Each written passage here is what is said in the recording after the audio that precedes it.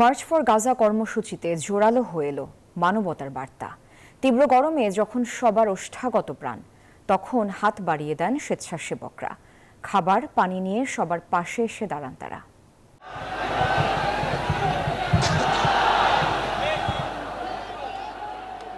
মানচিত্রে দূরত্ব ৮,৮০০ কিলোমিটারের বেশি। মার্চ ফর গাজা কর্মসূচি যেন সেই দূরত্ব মুছে দিল নিমিষেই।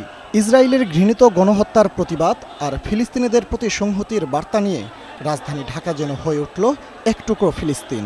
বলার মতো কিছুই নেই। এত ছোট ছোট বাচ্চাদের দেখলে মনে হয় আল্লাহ তুমি কোথায় আছো, তুমি নামে আসো আল্লাহ, আমাদেরকে বাঁচাও আল্লাহ, আমার ফিলিস্তিনি ছেলে মেয়ে ভাই বোনদের তুমি বাঁচাও আল্লাহ।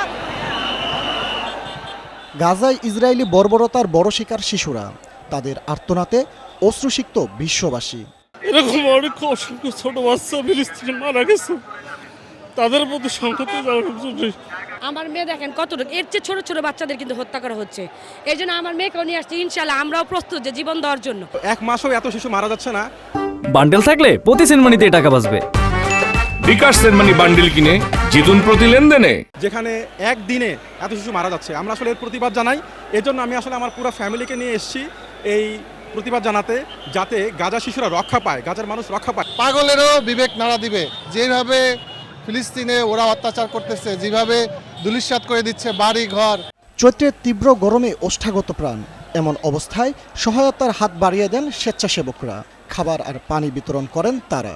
আমি একজন মুসলমান হিসাবে আমি যতটুকু পারছি ততটুকু আমি সহযোগিতার হাত বাড়িয়ে দিছি। ইমানি জজবাওয়ালা মুসলিম আমরা ইসলামের জন্য জীবন দিতে প্রস্তুত। ফিলিস্তিনের মানুষদের নিয়ে মানুষ কতটা আবেগী, মানে এত আক্রান্ত হচ্ছে, এত আক্রমণের শিকার হচ্ছে, মানুষ খুবই ব্যথিত। মার্চ ফর গাজা কর্মসূচিতে ফিলিস্তিনের পতাকা উঠে আসে হাতে হাতে। আল আকসা মসজিদ সম্বলিত ফিতা নিয়েও সংহতির বার্তা ছড়িয়ে দেন সবাই। ফজলে রাব্বি সৌরভ, নিউজ 24, ঢাকা।